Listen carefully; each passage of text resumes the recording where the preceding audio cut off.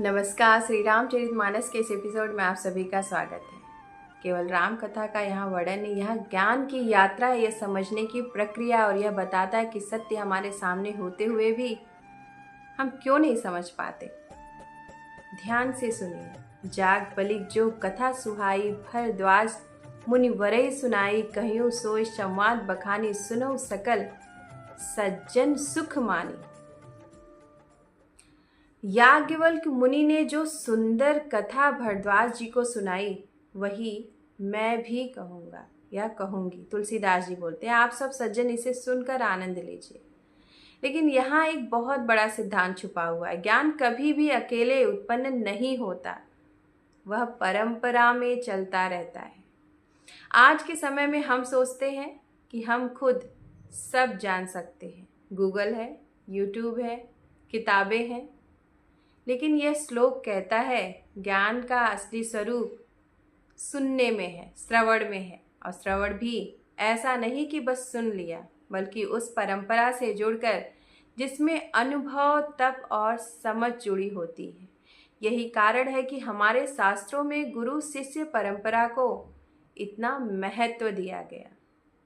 जी हाँ, अब हम आगे चलते हैं। शंभु कहेयु यह चरित सुहावा, बहुरी कृपा करि उमहि सुनावा, सोई शिव काग भुसंडहि, दीन्हा राम भगत अधिकारी चीन्हा। भगवान शिव ने यह कथा पहले पार्वती जी को सुनाई, फिर काग भुसुंडी जी को। क्यों? क्योंकि उन्होंने अधिकारी माना। यहाँ सबसे बड़ा शब्द है अधिकारी।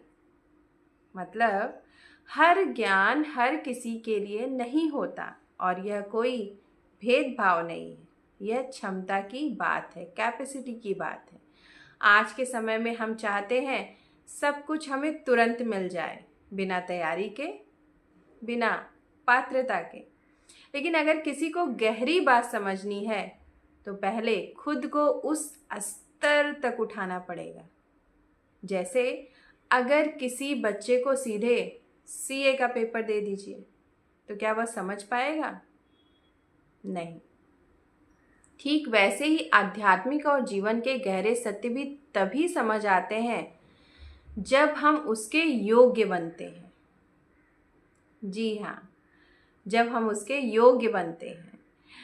ते ही सन जाग बलिक पुनि, पावा तीन पुनि भरद्वाज प्रतिगावा, ते श्रोता बक्ता समशीला, संवदर्शी जाने हरि लीला। याज्ञवल्क्य जी को यह ज्ञान मिला, उन्होंने भरद्वाज जी को सुनाया।